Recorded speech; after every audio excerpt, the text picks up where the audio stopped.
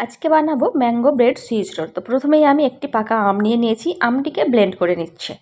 আমটিকে blend করা হয়ে গেছে, এবার নিয়ে নিচ্ছি 3-4 চামচ চিনি, চিনিটাকে পাউডার করে নেবো। তারপর এখানে একটু মোটা সাইজের ব্রেড নিয়ে নিয়েছি, আর ব্রেডগুলিকে একটু সমানভাবে কেটে নিতে হবে চারপাশ থেকে কেটে নিয়েছি। দেখুন, কেটে নিয়ে এবার একটু বেলে নিচ্ছি। একটা একটা করে ব্রেড নিয়ে বেলে নিতে হবে। বেলে নেওয়া হয়ে গেছে। 500 ml দুধকে জাল করে করে সর তুলে নিয়েছি। তার মধ্যে দিয়ে দিচ্ছি পাউডার চিনি, আমের পাল্প দিচ্ছি 5 চা চামচ, দিয়ে এটিকেও ব্লেন্ড করে নিচ্ছি। ব্লেন্ড করা হয়ে গেছে, এবার একটা পাত্রের মধ্যে নিয়ে নিলাম।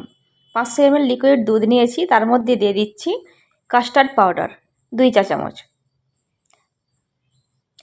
চিনি দিয়ে দিচ্ছি, দিয়ে খুব ভালো করে আগে মিশিয়ে নেবো। তারপর গ্যাসের উপরে বসিয়ে দিচ্ছি। গ্যাসের উপরে বসিয়ে জাল করে নিচ্ছি। পুরো ভিডিওটি দেখাতে পারলাম না, পুরো ভিডিওটি দেখার জন্য ভিডিওটির নিচের দিকে রেড অ্যারো চিহ্নর নিচে লিঙ্কটি দেওয়া থাকবে, আপনারা চাইলে দেখে আসতে পারেন।